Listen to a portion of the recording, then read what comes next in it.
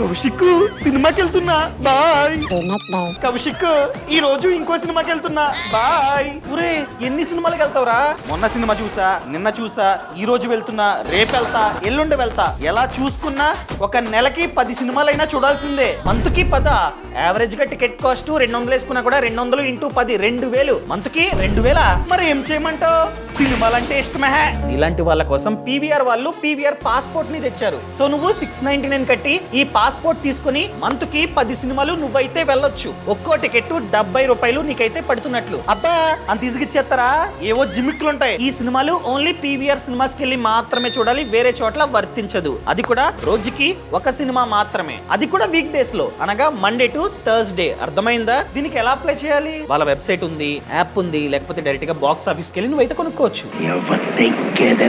ఈ సమాచారాన్ని ఎవరైతే ఎక్కువగా సినిమాలు చూస్తుంటారో వాళ్ళకి పంపడం మర్చిపోకండి.